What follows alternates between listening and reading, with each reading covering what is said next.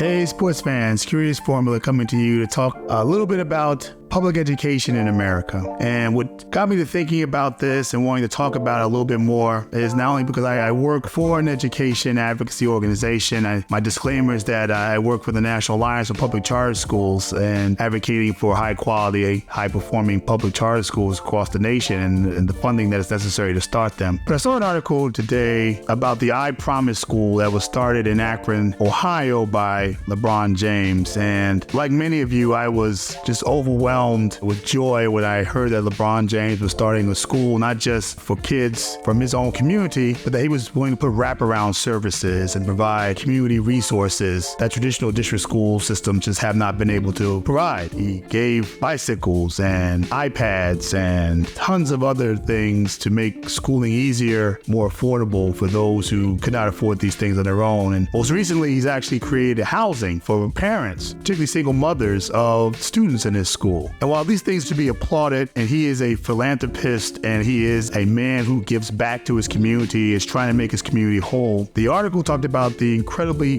poor test scores that have come out of that school, and more shockingly, that members of the school board in Akron have not seen test scores from this school for 5 years. And so kids have been in this school being undereducated, some may say miseducated, not attaining what results they need to in order to pass state assessments. They're actually in the bottom half of the state's worst schools. And this is not because of LeBron James's lack of commitment, lack of resources. It is emblematic of the problem of public education in America today. And I'll say American education for people of color since the inception of our nation. So I'm just going to say out loud what I think we all know. And that is the K-12 public education system has been failing the masses of Black and brown people in its education delivery for over 100 years. And it's very easy to document, and we're going to start doing that right here. And there are lots of reasons why that's happening. There's lots of reasons, and there's symptoms of this basic problem. One is, for example, the overwhelming popularity of charter schools amongst parents of color who just given up on the system and won't recognize that any amount of additional resources and funding will ever change the systems that these dollars are going to change the trajectory of the education outcomes for their kids. There are literally parents all across America who are lying about their addresses to get their kids into better schools and better communities. And the interesting thing about this is that there are a lot of causes for this. Adult special interests and mutually beneficial contractual relationships, sweetheart vendor deals that go back generations, huge bureaucracies that exist for political patronage and nepotism and spoils, rigged school board elections where only 2 to 5% of the voting public votes, and the winning candidates are supported by the very vendors who get contracts from that school board. An incredible incestuous relationship.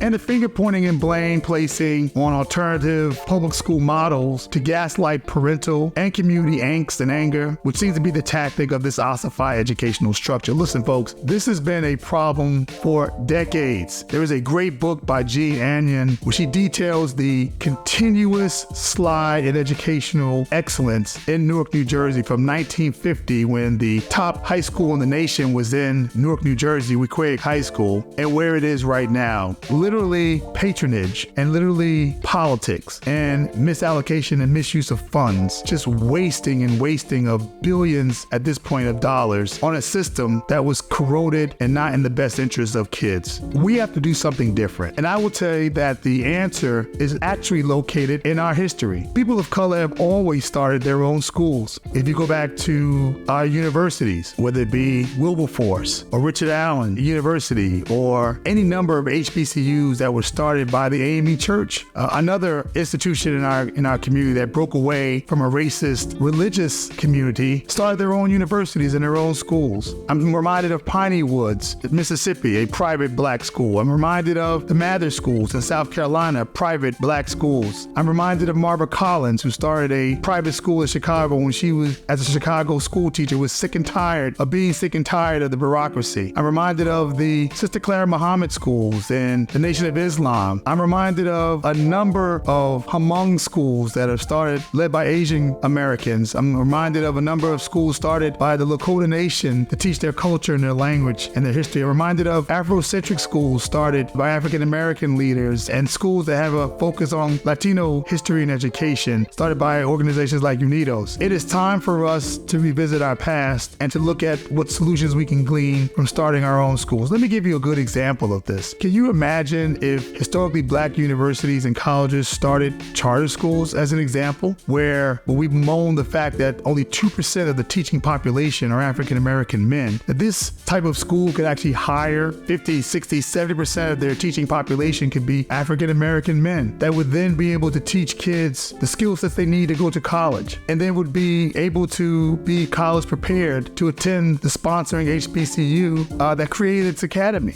You would then stop the large amounts of remedial work and expense that happens at these colleges and universities to give these kids an opportunity to succeed. They'd have the skill sets there. They'd have the role model of a teacher of color teaching them. That would take care of the HBCU enrollment problem. That would take care of the large budget that amount at those universities and colleges for remedial work and remedial instruction that takes place in those college campuses. You'd have lots of kids who would be attending those schools. You'd be providing jobs for the community. You'd be providing small businesses opportunity to serve those particular communities. Vendors and small contracting companies would also benefit. It would have a ripple effect of economic empowerment and education attainment in our community, something that we have not seen for over 100 years in our various communities. As we talk about equity, as we talk about diversity and inclusion, as we talk about self-empowerment, creating our own schools in our communities, much like the Jewish community does, whether it be at the university level or the K-12 level, and other communities of color who have done historically in our communities and in our nation for over 100 years. We could talk about keeping our dollar in our communities going over and over again 6-7 times as it does in other communities, and actually create wealth,